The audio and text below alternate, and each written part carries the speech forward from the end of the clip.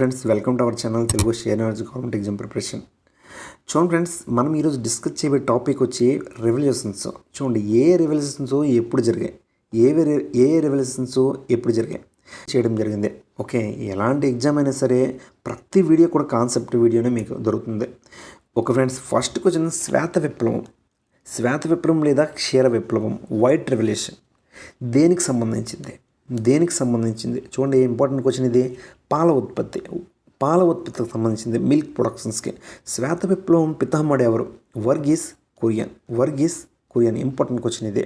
చూడండి, యాక్చువల్గా the white revolution also known as the operation flood అయితే program that transformed India into the world largest milk ప్రొడ్యూసర్గా మార్చడం కోసము, ఒక రెవల్యూషన్ తేవడం కోసం అనేది ఈ వైట్ రెవల్యూషన్ అనేది స్టార్ట్ చేయడం జరిగింది.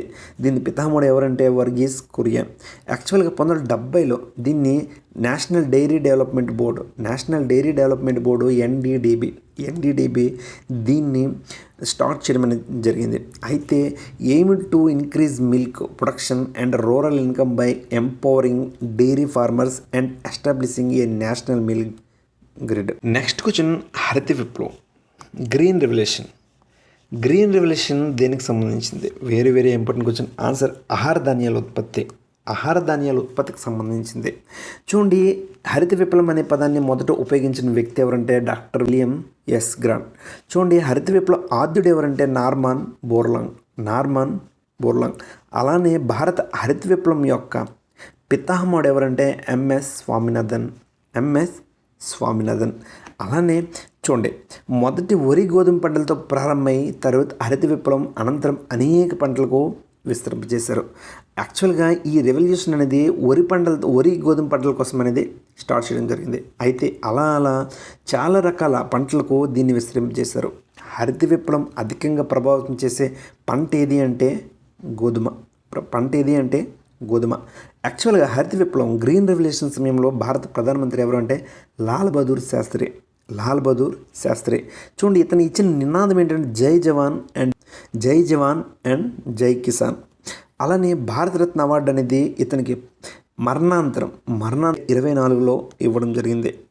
అయితే ప్రారంభమైంది హరిత విప్లవం ఎప్పుడు ప్రారంభమైందంటే 1965లో ప్రారంభమైంది. నెక్స్ట్ క్వశ్చన్ పశువు విప్లవం, ఎల్లో రెవల్యూషన్ దేనికి సంబంధించింది? చూడండి, నూనె గింజల ఉత్పత్తి. The yellow revolution report to period of the rapid increase in oil seed production. చూడండి, నూనె గింజల ఉత్పత్తి, దీనిపైన దృష్టి పెట్టడం కోసం 1980 నుంచి 1990 మధ్యలో ఈ ఎల్లో రెవల్యూషన్ అనేది జరిగింది. క్వశ్చన్ బంగారు విప్లవం, గోల్డెన్ రెవల్యూషన్ దేనికి సంబంధించింది? చూడండి, ఉద్యానవనం పండ్లు కూరగాయలకు సంబంధించింది. The golden revolution in India refers to the significant growth in to the horticulture and honey production sectors, particularly between 1991 to 2003. It was a period of increased focus on fruits, vegetables, spice, flowers and honey production. వీటిపైన దృష్టి పెట్టడం కోసం అనేది fruits, vegetables, spices, flowers and honey productions వీటిపైన ప్రత్యేకమైన దృష్టి పెట్టడం కోసం అనేది ఈ గోల్డెన్ రెవల్యూషన్ అనేది తీసుకురావడం అనేది జరిగింది. 1991 నుండి 2003 మధ్యలో ఈ రెవల్యూషన్ అనేది జరిగింది. నెక్స్ట్ క్వశ్చన్ వెండి రెవల్యూషన్, సిల్వర్ రెవల్యూషన్ దేనికి సంబంధించింది? ఆన్సర్ గుడ్లు మరియు కోళ్ళ ఉత్పత్తులకి సంబంధించింది. The silver revolution India refers to the significant increase in egg and poultry production, particularly during the 1970 and 1980s. Okay, చూడండి, ఎగ్ అండ్ పౌల్ట్రీ ప్రొడక్షన్ పైన దృష్టి పెట్టడం కోసం అనేది ఈ సిల్వర్ రెవల్యూషన్ అనేది ప్రారంభించడం అనేది జరిగింది. నెక్స్ట్ క్వశ్చన్ బ్లూ రెవల్యూషన్, నీలి విప్లవం దేనికి సంబంధించింది? Important question. ఆన్సర్ చేపలు మరియు మత్స్య ఉత్పత్తులు. చూడండి, the blue revolution refers to the significant increase in fish and aquatic product. చూడండి, మత్స్య ఉత్పత్తులు, fish and aquatic production through aquaculture and the other modern methods. అంటే మోడర్న్ మెథడ్స్ ఉపయోగించి దీన్ని ఎలా డెవలప్ చేయాలి, చేపలు అండ్ మత్స్య ఉత్పత్తులపైన ఇది ప్రత్యేకమైన దృష్టి పెట్టడం అనేది జరిగింది 20th and 21st century. Doctor Hiralal Chaudhary and doctor Arun Krishnan are the both recognized the father of the blue revolution in India. India. Hiralal Chaudhary and Arun Krishnan, doctor Arun Krishnan. Next question నలుపు విప్లవం, బ్లాక్ రెవల్యూషన్ దేనికి సంబంధించింది? బ్లాక్ రెవల్యూషన్ దేనికి సంబంధించింది? ఆన్సర్ తోలు మరియు ఇంధన వనరులు. తోలు మరియు a significant increase in the production of petroleum and crude oil. Petroleum and crude oil వీటిపైన, ఇంధన వనరులు క్రూడ్ ఆయిల్, దీనిపైన దృష్టి పెట్టడం కోసం అనేది ఈ బ్లాక్ రెవల్యూషన్ అనేది తీసుకురావడం జరిగింది. నెక్స్ట్ క్వశ్చన్ బూడిద విప్లవం. బూడిద విప్లవం గ్రే రెవల్యూషన్ దేనికి సంబంధించింది? గ్రే రెవల్యూషన్ దేనికి సంబంధించింది? ఎరువుల ఉత్పత్తి. ఎరువుల ఉత్పత్తి. The grey revolution India primarily refers to increased the fertiliser production to support agriculture growth. Agriculture growth కోసం ఫర్టిలైజర్ ప్రొడక్షన్ మీద దృష్టి పెట్టడం అనేది జరిగింది ఈ గ్రే రెవల్యూషన్లో, బూడిద విప్లవంలో. Next question brown revolution. Brown revolution దేనికి సంబంధించింది? చూడండి, తోలు మరియు పరిశ్రమల అభివృద్ధి.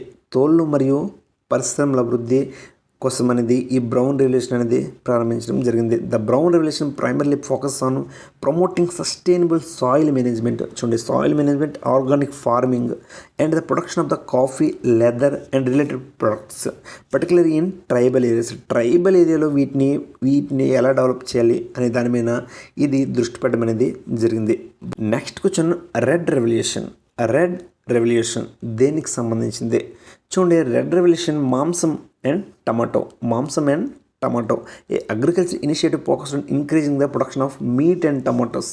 మీట్ అండ్ టమాటోస్ పైన, ప్రొడక్షన్ పైన దృష్టి పెట్టడం అనేది జరిగింది ఈ రెడ్ రెవల్యూషన్లో. Next question rainbow revolution. Rainbow revolution దేనికి సంబంధించింది? చూడండి, ఇది వ్యవసాయ రంగానికి సంబంధించింది. రెయిన్బో అనేది ఎగ్జామ్ అడిగే అవకాశం ఉంది. రెయిన్బో రెవల్యూషన్ దేనికి సంబంధించి అంటే వ్యవసాయ రంగానికి సంబంధించింది. ఈ వ్యవసాయ రంగం అనేది ఆప్షన్ ఖచ్చితంగా ఉంటుంది. వ్యవసాయ రంగం అని పెట్టేసండి. Next question horticulture.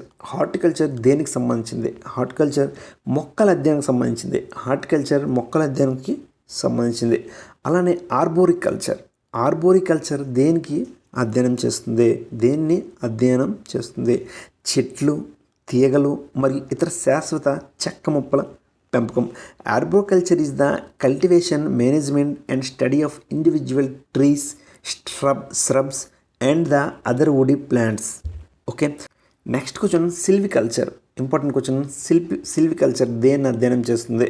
కలపనిచ్చే మొక్కల అభివృద్ధి. Silviculture art of science of cultivating forests encompassing the management of their growth, composition, health and quality to meet specific objectivities.